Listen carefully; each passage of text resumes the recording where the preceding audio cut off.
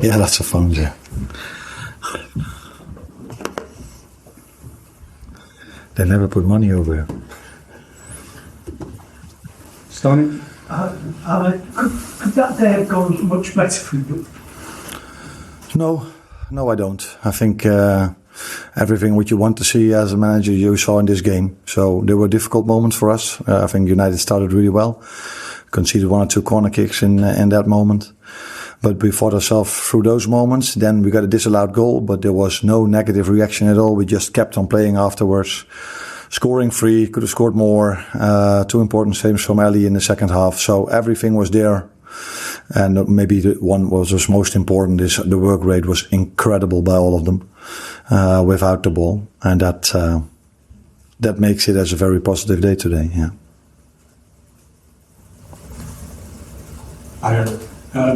First 3 games, 9 points, no goals allowed. Which is the thing you're most proud of looking? I normally don't use the word proud, but what I think we did very well in all 3 games is, like I just mentioned, is the work rate without the ball. So we try to press the opponent as high as we can, but if they play through or over or press, I see everybody working really hard to make sure we don't need Ali. And sometimes we do, and then it's a good thing that we have a real good goalkeeper. What impressed me most today was the way we played with the ball, because I know what we can do without the ball. But the way we played with the ball was, I think, also very good today. Let's go. Mo Salah, in his post-match interview with Sky, said that obviously this is the final year of his contract. No one from the club has talked to him about a new deal. How difficult would it be to replace a player of his quality, if indeed it is the final year? Yeah, it's a lot of if, but at this moment he's one of ours, and I'm really, really happy with him being one of ours, and he plays really well. So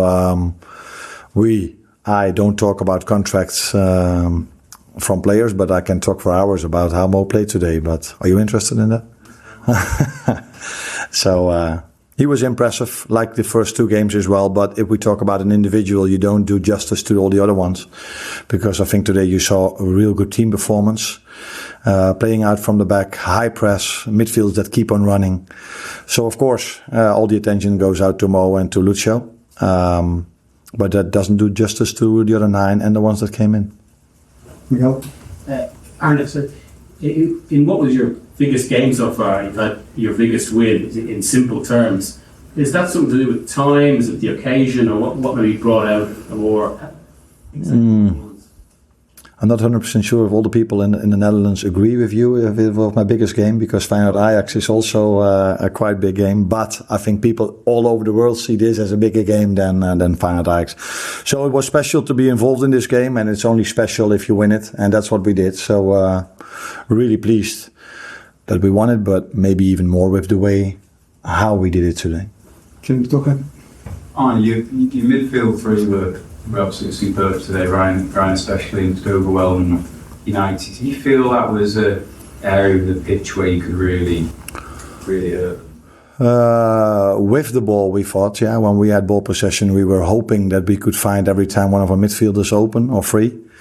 But again, also these 3 played a very good game, I agree with you, but they need their centre-backs to play the ball through the lines. They need the centre-backs to be close to them for the moments that they cannot arrive. That then was Ibu there, Virgil was there. Virgil every time stepped into the midfield, defensively also. And like I said, it was a team performance, and you know me a bit now, it's always about the team, and then the individual can show himself. And I think all 11 of them and the ones that came in played a very good game. But that's no coincidence, because the team played really well.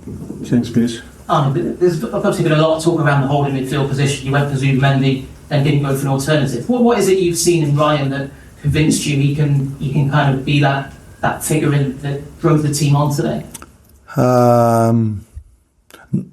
his quality on the ball could be my first answer, but I think coming from the Netherlands, we all know how good he is with the ball. So he can be a really important player for our build-up game. But what impressed me most when I started working with him, how much he can run, and then how good he is when he arrives in the duel. And today you saw with him, Dominic and Maka, how much they were able to keep on running, because sometimes you're late, but then they just kept on running and arriving in the duel. So that is the one thing that impressed me most about him, how good he also is without the ball. Again, only 3 games played, only games from Saturday to Sunday or Sunday to Sunday. So there's still a lot for us to prove if you're going to play Champions League, because don't want to be the one that spoils everything. But 2 years ago was the last season that we played Champions League, and we all know how that season ended. So there's a lot to prove for us if we play the difficult games in Champions League and still be good during the weekends. Last one, Dave Anderton. Arne, clean sheets were an issue for Liverpool last season. You got 3 from 3 in your first 3 games. What defensively do you feel you've done? I don't think that much difference. You are used to, if you follow Liverpool for a longer time, you're used to them pressing really high, and that's what we try to do now as well. And like I said, 3 games played. The first 2 with Ipswich and Brentford were difficult opponents, let that be clear. But I said before, I'm not expecting them to end up in the top 9.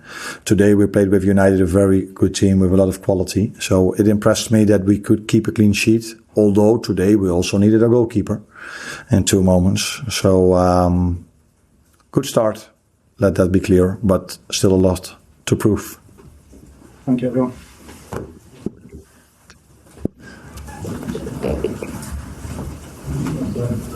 Liverpool.